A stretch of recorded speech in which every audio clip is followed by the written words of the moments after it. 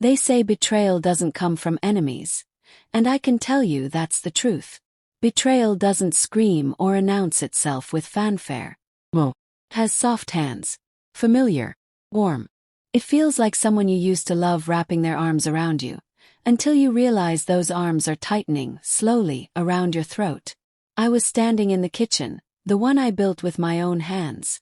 Every tile laid down on my knees.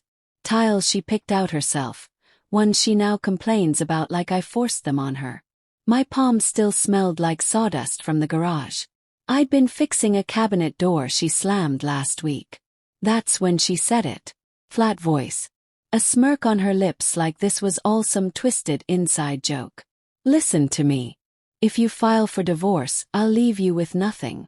You'll pay alimony, child support, and I'll take the kids. So I'll keep having fun with my lover, and you'll fund it. I didn't respond right away. My fingers tightened around the coffee mug until it cracked. That silence. That was my last breath of disbelief leaving my body. After that, the pain changed. Stopped burning. Became clean.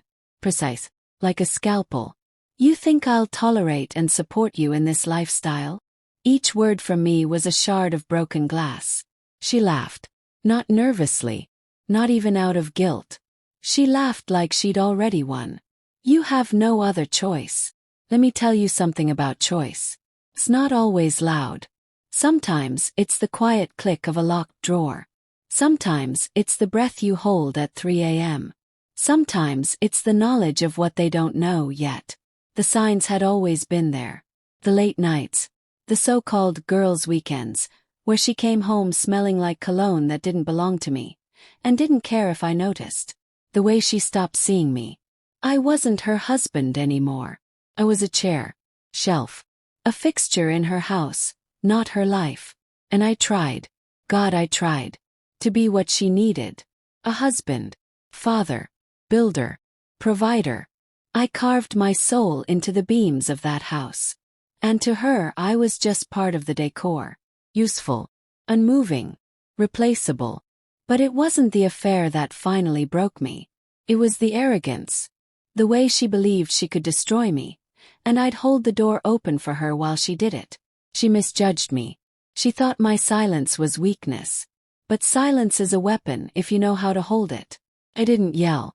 I didn't beg. I watched. I learned. I documented. Every late-night text. Every whispered phone call. Every conference weekend. That wasn't a conference at all.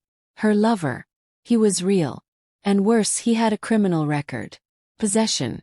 Domestic violence. Multiple counts. And our boys, our 2 sons. I saw how she treated them when no one was watching. Dumped them on her mother for yoga. Missed school meetings, appointments. Screamed at them over spilled juice or cartoons too loud. I hired a private investigator. Not to ruin her.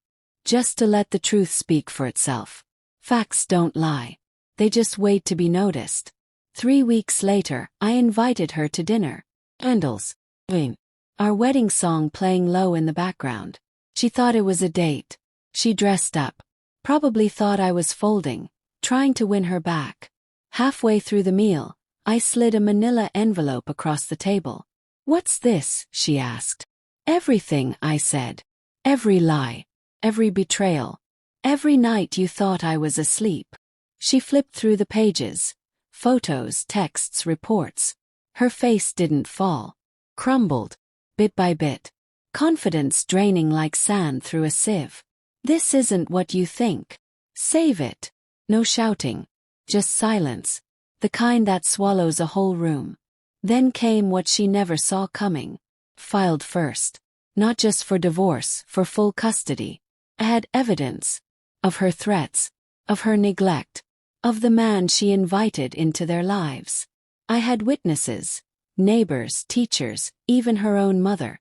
The psychologist who interviewed us said it plainly. The boys were safest with me.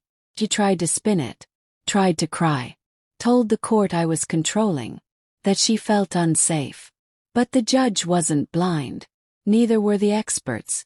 Neither were my sons, who told them everything. How I read them stories at night. How she screamed at them when the remote was lost.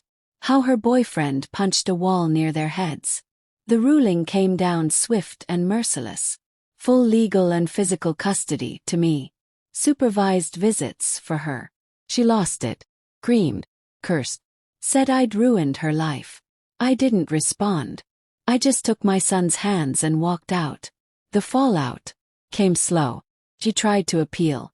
Tried to play the victim online. Tried to twist the truth into something palatable. But the truth doesn't need to yell. Has a pulse. And hers flatlined. Now she lives in a cramped apartment downtown. No alimony. No child support.